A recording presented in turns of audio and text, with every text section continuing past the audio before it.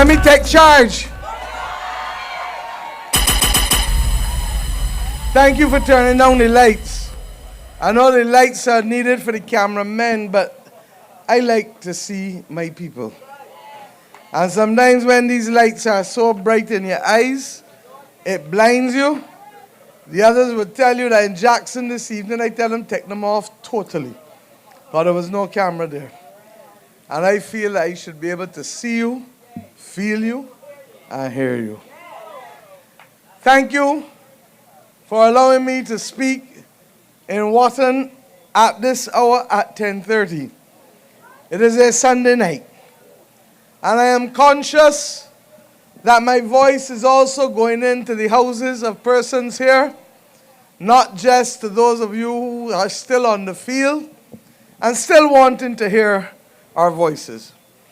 So I'm going to make it tight, but it would be impossible for there to be a meeting at Wotton in Christchurch without me having the opportunity to come and speak tonight and to say thank you to the people of Christchurch East Central and thank you to the people of Christchurch West Central. I came to you 8 years ago and I told you that I had 2 young men that I wanted to be part of the team to rebuild Barbados. And you worked with me. You worked with them. And you gave them that opportunity. I want to always thank Desmond Sands, because Desmond behaved like how a good party member and team member behaves when we shared the reasons why. And I came to you in Wotton and I said that I needed, not want, I needed Ryan Strawn. And that Ryan Strawn was one of those few people that this country invested heavily in terms of education, and who, to his core, is decent. I told you that I needed him to be able to lift the heavy weight of putting this economy back together, and that it was like a jigsaw puzzle, and everything was boom, break out and throw it there on the table. And you had to spend the time to literally put everything back together so that instead of you just seeing a puzzle with enough parts on the table, you had an economy that was literally breaking at every side. And I knew, didn't know him long, but I knew from the conversations I had with him that he had both not just the skills, but the right instinct to be able to make sure that Barbados could fly our flag proudly again with respect to the economy and the finances of this country. And as if, keep the horns down, because I want to wake up the people in the houses. They might take my voice, but they don't want the horns. And as if you knew what was still lying ahead of us in January 2022, when we were deep in the middle of COVID, and when this country was going through its second, not one, its second structural adjustment program. Let me break it down for you. We lost $600 million in revenue in 1 year. And then the next year it was a little less. And at the same time that we were losing that revenue, we had to find $400 million more to spend to be able to deal with people's health care, to be able to stop people from dying. You saw people dying all over the world on TV in front of your very eyes. And you know, that's why when I hear people talking only about roads, part of me understands the irritant, but part of me also wants to remind the country how much roads get do during lockdown. None. How much roads get do during lockdown? How much houses get built when you could not go on the road? The only body who could go up on the road is the police, the soldiers, the gas station workers, the grocery supermarket workers, the light and power people, what we call essential workers, and then of course health care workers. So that it is easy for us sometimes to forget.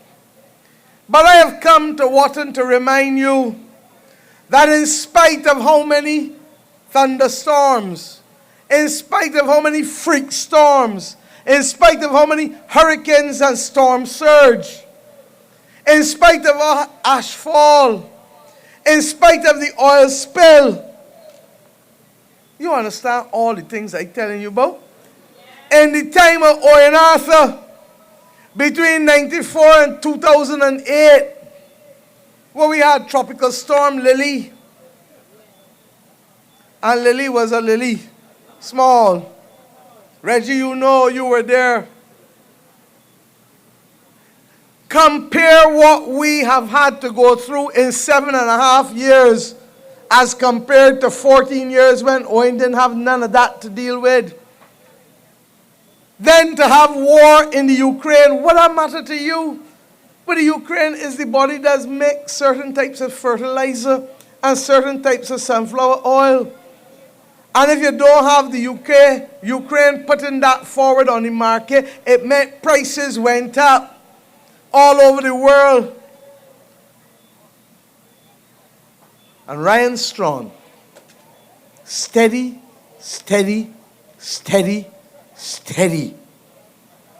has helped me manage this economy and your finances to the point that none of you have to do what the people in Argentina, what the people in Greece have had to do.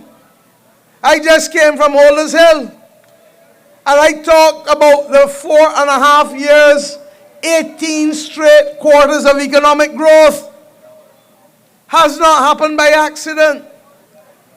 So much so that we can be talking about what kind of country we want to build out and putting money back in your pockets.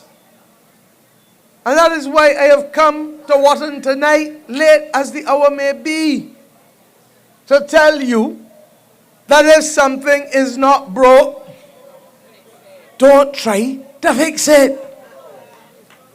Ryan Strong, last year, I stepped down from giving the budget speech, and we put Ryan forward, and the man bat his hand.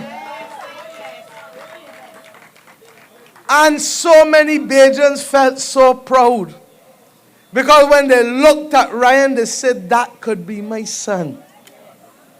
That could be my son. And he has taken his responsibility to you all as serious as a judge. For those who want to know whether he cares, he is the one who sits down with me and finds ways to protect the vulnerable in this country.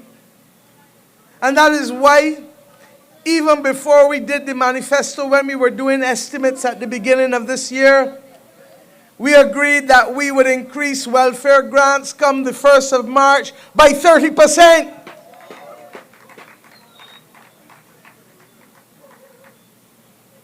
But I also want to tell you that the other young man who is not quite in Wotton but could as well be Adrian Ford,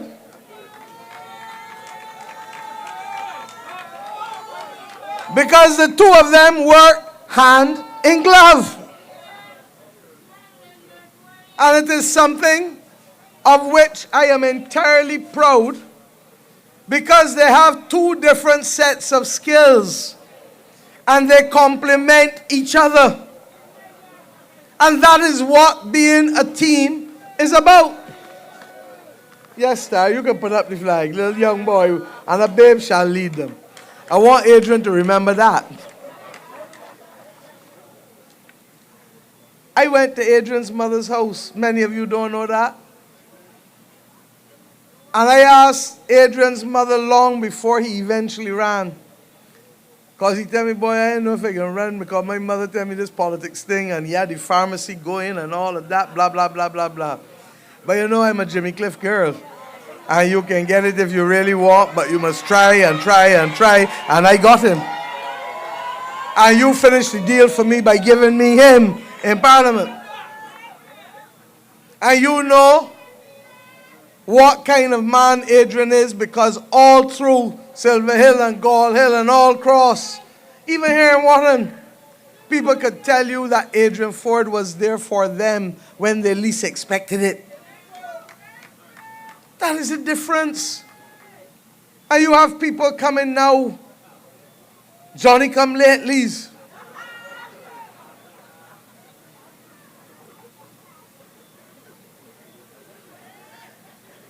You know,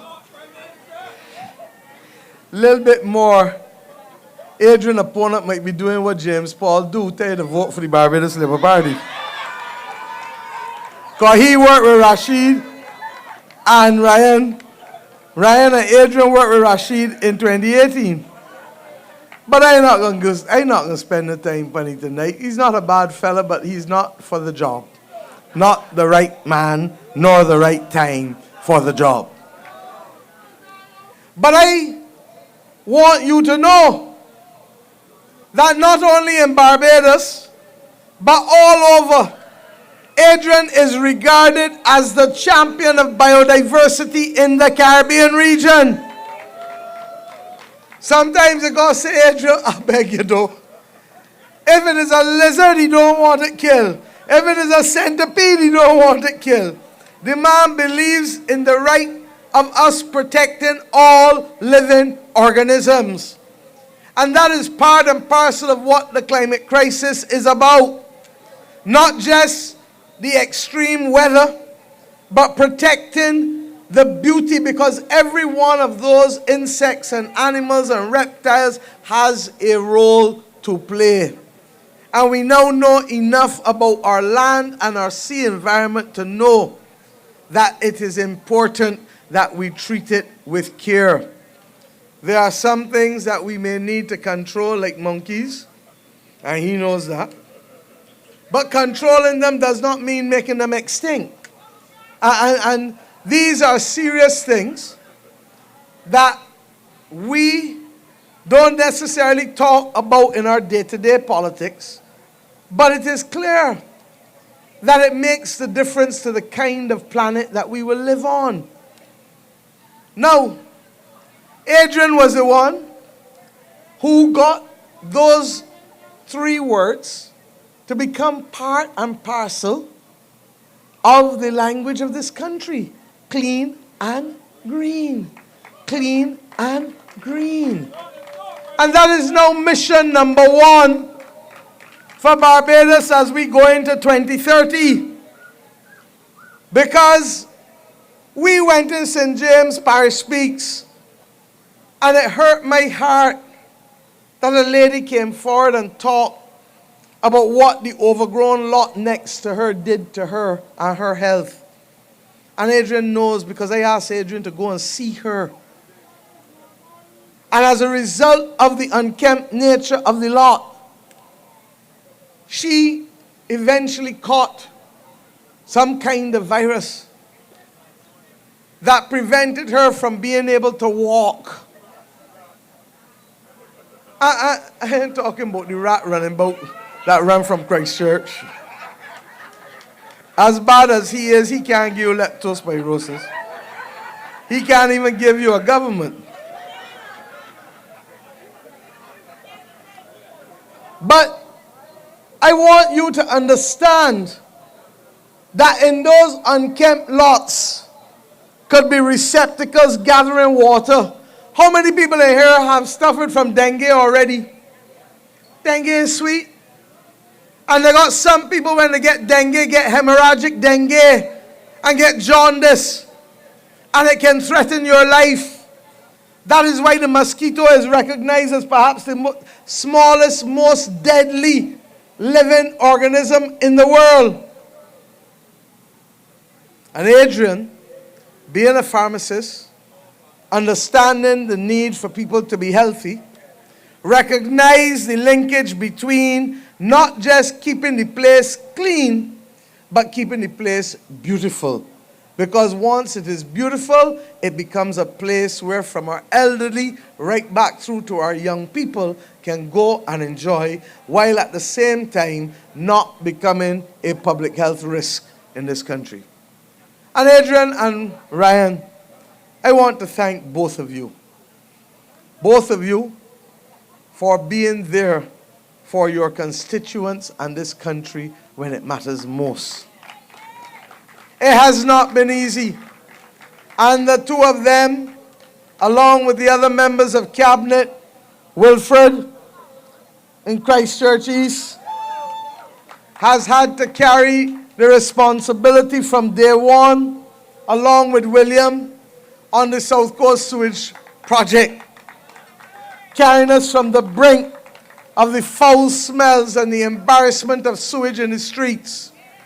And that is why when we met a few weeks ago to launch the new project that will allow us to move the South Coast treatment plant from secondary to tertiary treatment so that we can treat the water and replenish the aquifers that you saw, that we said, and it is a true thing, the only member of the Christchurch team who did not get involved in bringing us back from the brink with sewage was Ralph Thorne. Even Chantal Monroe Knight, when Ralph left and Chantal became the caretaker, has pulled weight. And I ask myself, how can a man in whose constituency was the very thing that caused us the greatest problem and embarrassment locally and internationally? Yes, he may not have been a minister, but that does not mean that you're not a member of parliament and not a finger raised. 271 meetings. You think that you could be holding a meeting about a problem in my constituency and Mayor Mottley don't get there? What foolishness is that? So I say to you tonight, the choice cannot be clearer in this country. You have a manifesto that sets out also what we will give you back responsibly. That says that every pensioner and every welfare recipient, Ryan, and every recipient of a special needs grant, child or adult, from April will get the right to draw $1,200 a year as a cost of living cash grant. You can choose to draw it monthly at $100, or quarterly, or every 6 months. Or if you have a car and you want to be able to use that towards the insurance, you can draw it then too. Those of you who get in the $1,300 when the month comes, who earn less than $2,080 as of this year in December, that goes to $1,700, $1,700, an increase of $400 a year. And for those of you who are getting back all of your PAYE, your income tax, because you were earning between $2,080 a month and $2,916 a month, you pay your income tax. First $25,000 free, and then you're paying on the next $10,000 if you're earning $2,916, and you're paying that at 12.5%. $1,250 you were paying almost $100, just a little over $100 a month. And we have this thing called a compensatory income credit.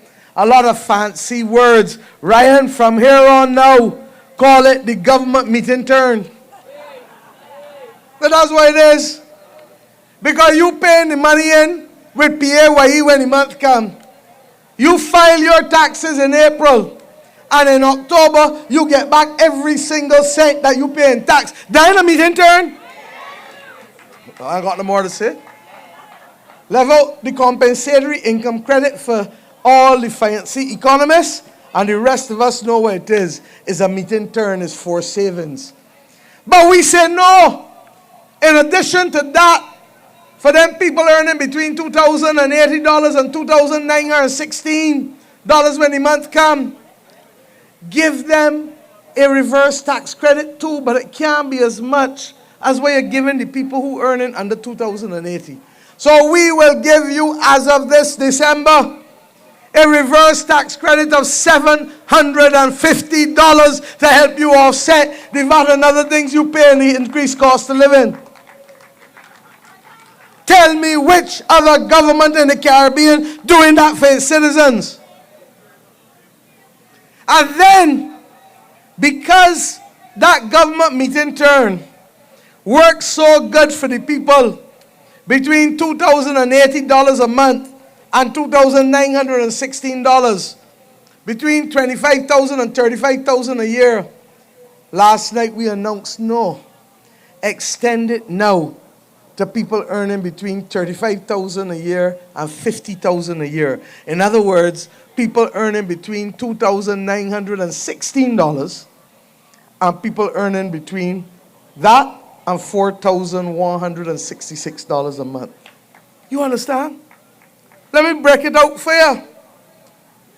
If you were earning $4,000 a month, you would be paying in this country just over $270-something a month in taxes, PAYE.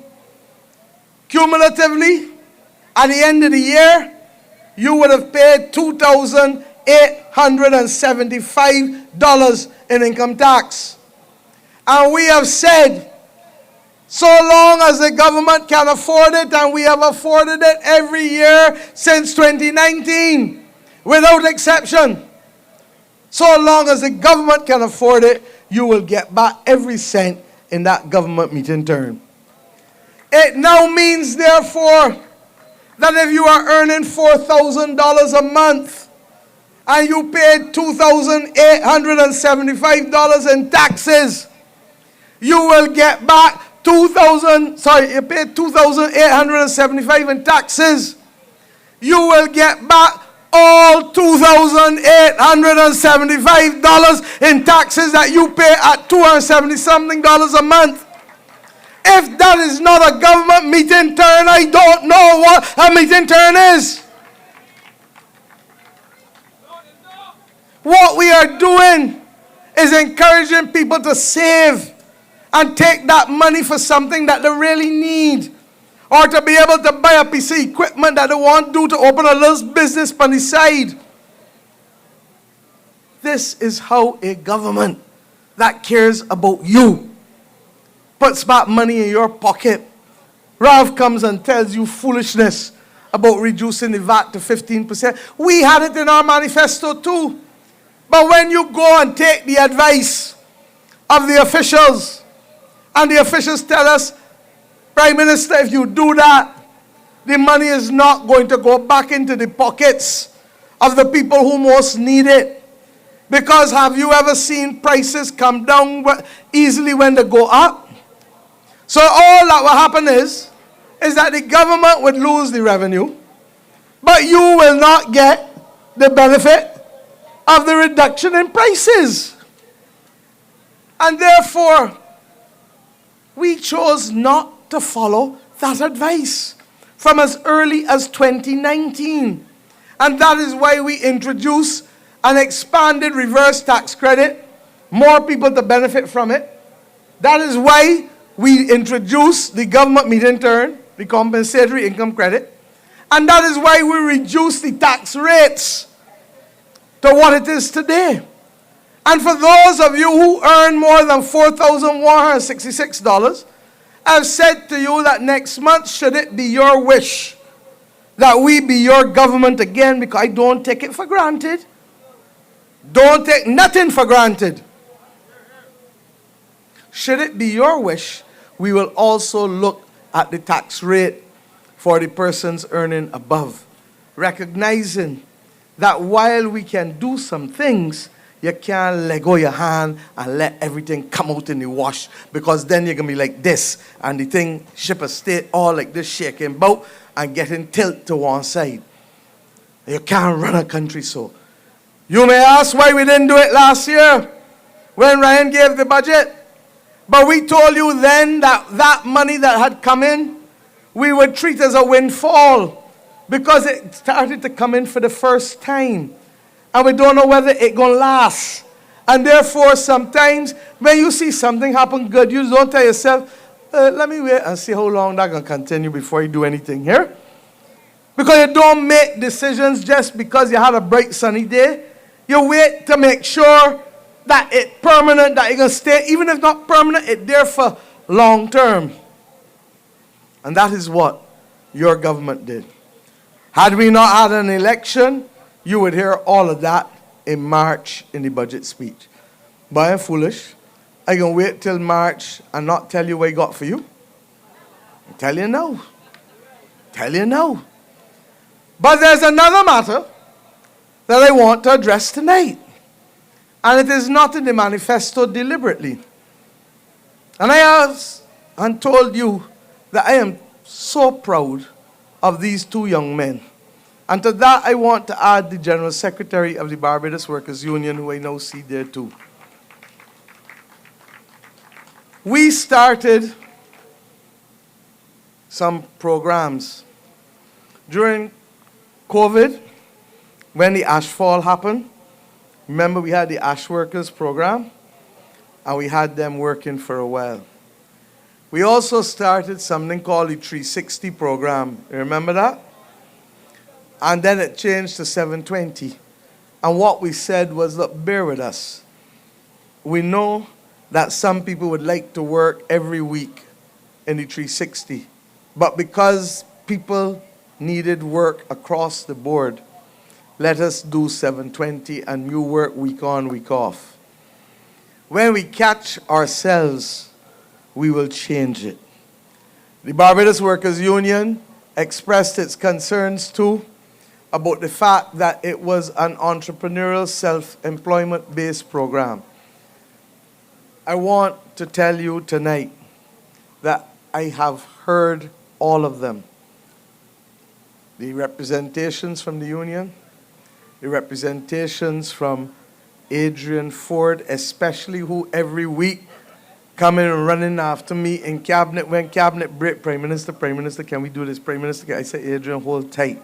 We're running the numbers. We're running the numbers, because one thing about me, if I can do something, it got to be sustainable. We understood in COVID that the ash worker program was a temporary program. And even then, we ran it for much longer than it was supposed to run for. What I will not do is to do something and then got to turn around and send home the people in 6 months or 12 months, because I do not believe in treating people so. Ryan, to his credit, with Adrian, sat down and we looked at the numbers and we made some adjustments. And we can now announce tonight here, and there's no better place for me to announce it than in the presence of Ryan Strawn and Adrian Ford, the two men who are the defenders of that 720 program, more than anybody else, along with Tony Moore and the Barbados Workers Union, to be able to announce that as of the 1st of March, all workers in the 720 program will work every week of the year. All week on, week on, week on, week on, week on. Not no week off.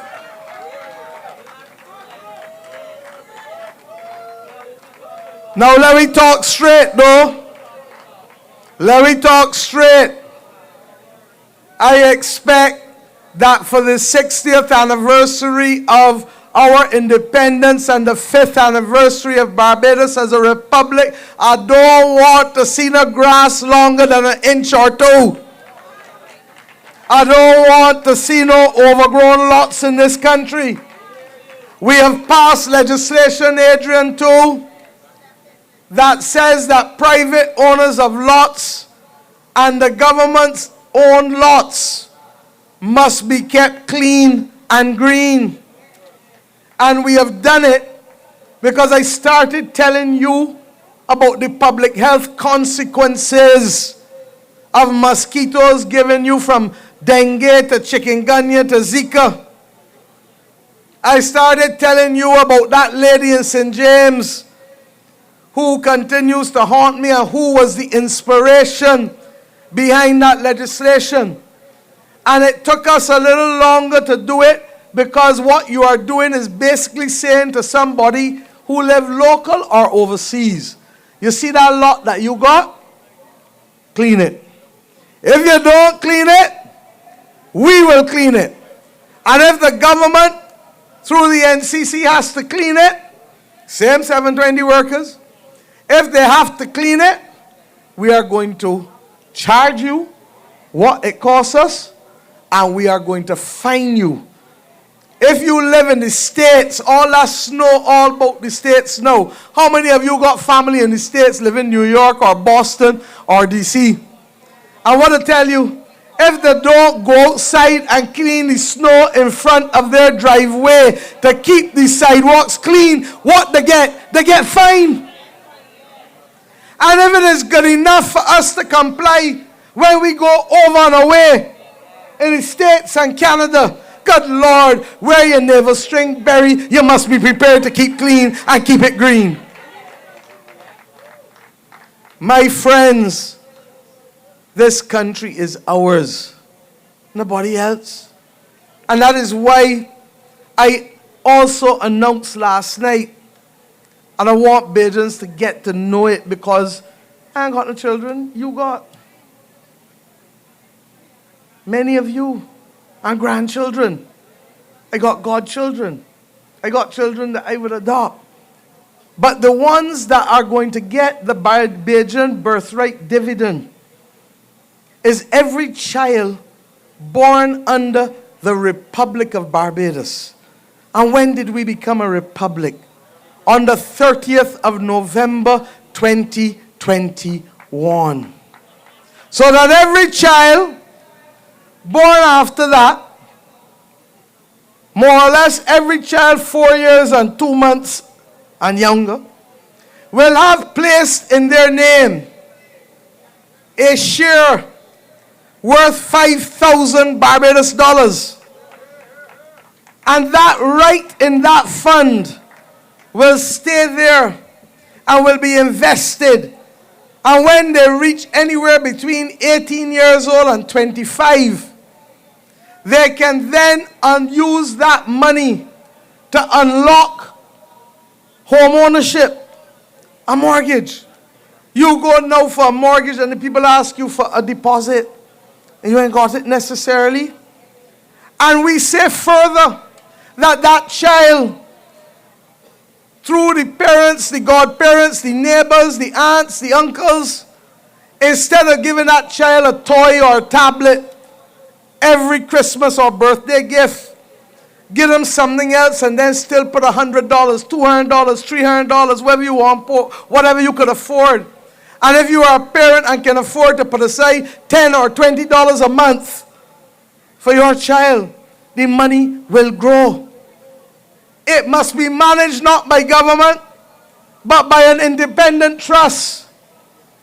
And on top of that, you will be able to let them know that their country, the Republic of Barbados, is who give them a start in life. Now, how many of us in here would have liked to have that start? And we have to put things in context. Grantley Adams and Mr. Barra gave you education, gave us education. It didn't have to be somebody who could afford to pay fees. They say, everybody come. We're going to educate you. Tom Adams recognized that people needed to own property. And he said, look, all who live on tenantry land, on plantations, we're going to let you buy that property at the equivalent of 10 cents a square foot. And the young children and young people in this audience must get to know about it. It happened 40 years ago, but there are still people in Barbados. Up to this week in 6 months, I talk about it, that will buy their land at 10 cents a square foot, 5,000 square feet for $500. Less than it costs to buy a pair of sneakers in town.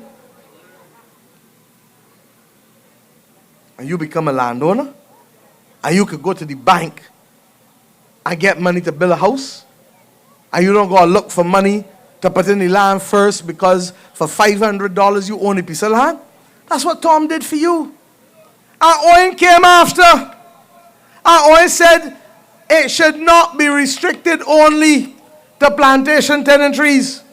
That they got tenantries in town. They got non-plantation tenantries, urban tenantries. And he accepted that the value of those tenantries was more than what you were paying for the plantation tenantry, because the land was near town. And he said, look, you pay the first $2.50, and the government will pay the difference between $2.50 and $15 a square foot. In other words, the government would pay $12.50 up to a maximum of 5,000 square feet. Lotto. Lotto. Well, I say to you that when we became a republic and in charge of our own affairs, when we have become firm craftsmen of our fate, that we must first see who is it that will sustain and build the Republic of Barbados forevermore. It is our children. It is our young people. And therefore this government, not in exchange for a vote, because there are no votes in this. I can be near 80 years old when them children become 18, some of them. It is because it is the right thing to do, to give your children in the land of their birth a piece of the action, a stake in the country. And more importantly, it teaches them the value of what? Of saving and investment.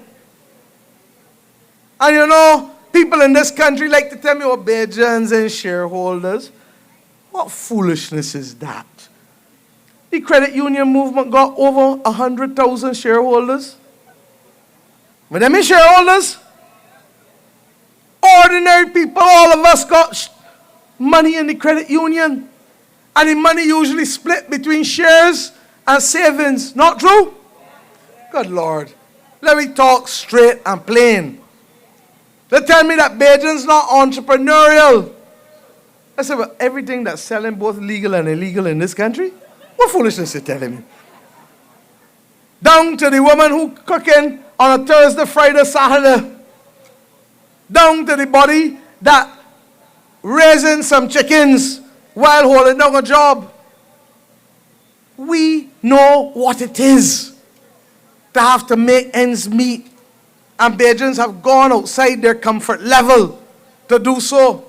But what we now have to do is to educate people, to show them how all of that coming together. Last night you heard me talk about the fact that this country needs another desalination plant. The one that we got is owned by the private sector. Nothing wrong with that. But the one that this government can build will be owned by the people of Barbados, because you deserve a right to make a profit off of your investment. And that is the difference between this government and the Democratic Labour Party. The Democratic Labour Party chose to build 2 desal plants and sign the contract. David Eswick did. Under him, as Minister, the Water Authority signed the contract. Agree to give 2 men contract to supply 6 million gallons of water each day, each of the two. And know full well that the water authority can't distribute more than 2 to 3 million when the day comes. But it was what is known at law as a take or pay contract. So whether you use the water or not, you got to do what? You got to pay for it. And when we saw not only the fact that we would have to pay for water that we ain't getting, but also the price at which it was, $4 and something cents a cubic meter, and what it would have done to the householders in this country, I tell them, downtown a brush left that contract there. We will eventually have to pay damages because a government of Barbados signed the contract. But the damages will be much less than what I would have had to pay out every day for water that you're not getting. Which one of you is going to pay for something that you don't get? Unless you want to give away money, or unless you like the bodies that bad that you want them to come and jostle you or something so. Foolishness. So that the contrast is a government now that says we have to build at least one desal plant. But when we build it, the water authority will own it, and the people of Barbados will own the other shares in it as well. And that is the difference. Your choice is clear. Not only between who Ryan running against and who Adrian running against, but your choice is clear in terms of leadership. And I say to you that a man that does not even know how to tell the people he gone in St. Michael Northeast when he ran against me in 1989, when he get by the school gates, Marcus tell them, at Lawrence T. Gay School, Michelle tell them, when he sees 600 people inside the schoolyard come to support me, he had about 20 or 30. The man didn't even come in and thank the 20 or 30 people that he had. He turned around from the gate, and we never saw him in the Barbados Labour Party again until when he come back with Owen in 1999. The next thing we heard about him was that he was running for the Democratic Labour Party in St. Michael North. He hated David Thompson. And when he and Thompson couldn't do, all of a sudden he was up underneath Owen, smelling all the time. And Owen was the man in charge. I was Minister of Home Affairs, in charge of CBC and Attorney General.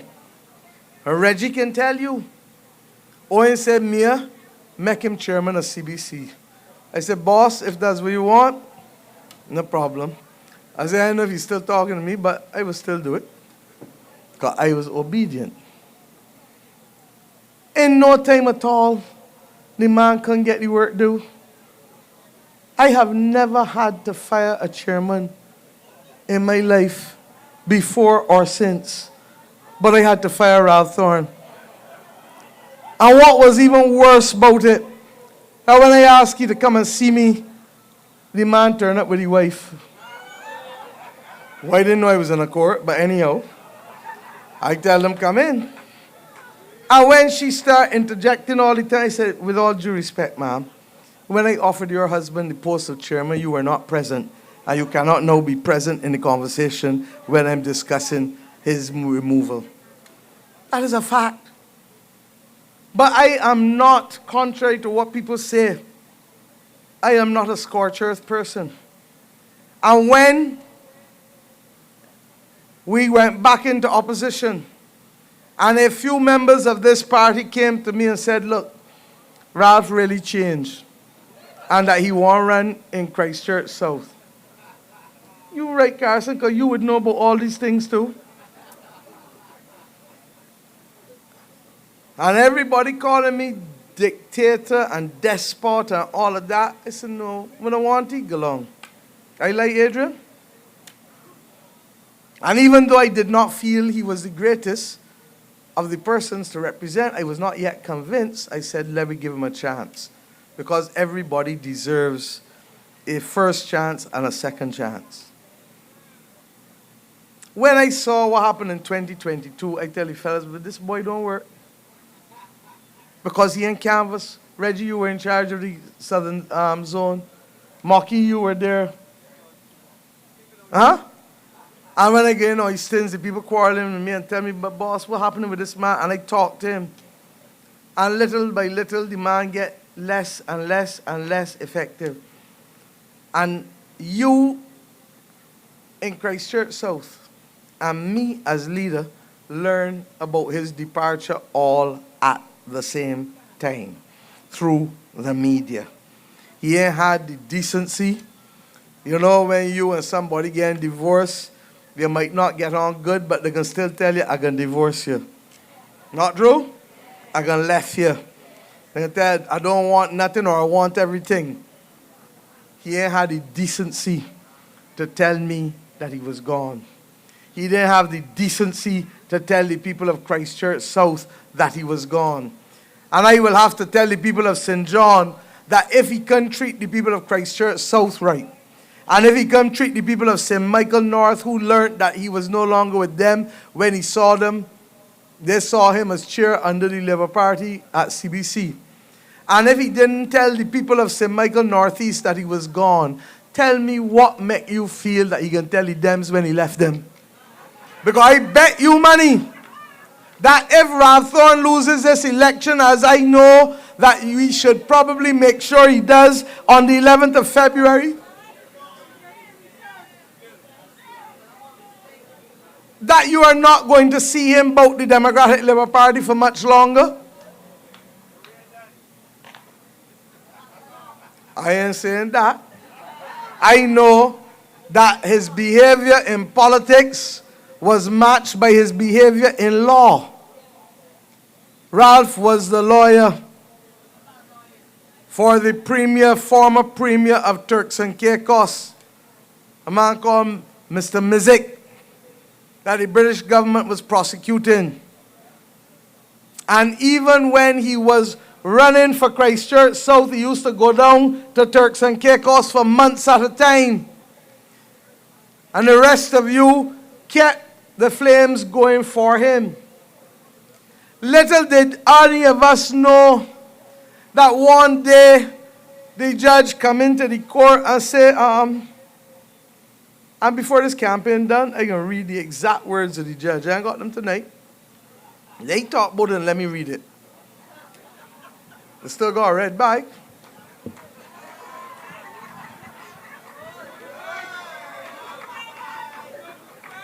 The judge told the court, including Ralph's client, that your lawyer has resigned by email.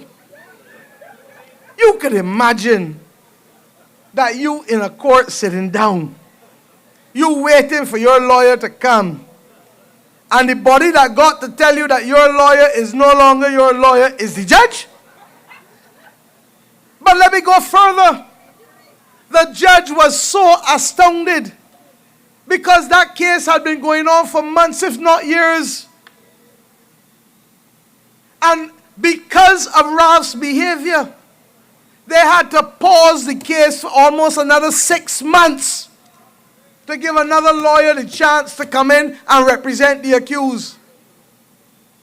The judge said he had never seen behavior like that in all of his legal life. That is who you want to lead Barbados? If a man shows you who he is once, twice, 3 times, and he left out there and come and show you, not just as a politician, but now as a lawyer, I asked Neil Rowe, you think he's the only one? When Neil Rowe was charged, we have a tradition in the party that if one of the people get in trouble and you got lawyers, they help out each other. Wilfred, tell them. Where he is now. You know how many times we have had to help out people. Ralph sent a bill for $140,000 to represent Neil Rowe. And then did not have the decency to tell Neil that he was no longer representing him either. If a man shows you who he is, not once, not twice, but 3 times as a politician, easy come, easy go. And then he comes as a lawyer and shows you who he is, not once, but twice, and I know about others that I am talking about tonight. You have to believe him. Do you change your spots at 68 years old? That's what he is. And the person you see, or Arthur used to tell you all the time from this platform, the man that you see up here is the man that has always been and will always be. You remember? And I've told you that. You know who I am. I grew up in front of you. I come into this thing in 1988. Become a candidate in 89. I was 23 in 88 and 24. I am now 6 decades, 60. 36 years, I grew up with you. Anytime I fall down, you see it. Anytime I get up, you see it. Anytime I do foolishness, you see it. Anytime I do good, you see it. Because I grew up in front of you and with you, and in particular, not just the people of St. Michael Northeast, to whom I'm eternally grateful, but to the Labour Party family as a whole. So when I say to you that this election is clear, clear, clear, a choice between day and night, I tell you what I mean. And I ask you tonight to go out on the 11th of February and to vote for Adrian Ford in Christchurch East Central, West Central. I ask you on the 11th of February to go out and vote for Ryan Strawn. Ryan, look at them. I need both of them in Christchurch East Central, Christchurch West Central. I ask you to go out and vote for Wilfred Abrams in Christchurch East. I ask you to go out and vote for Chantal Monroe Knight in Christchurch South and give the people representation down there for a change. And I ask you to return the Sheriff of Christchurch, William Duguid, in Christchurch West when the time comes. And I give you the assurance, just as I did on the other side of Wotton when we released the manifesto in 2018. Give us the vote and watch us, for we are not perfect, but we have done good by this country, good by you. And I know that if given the chance, greater will our nation grow, because that is our purpose. That is the reason why we are here. And with your help, Barbados shall go from strength to strength. Good night, and God bless you.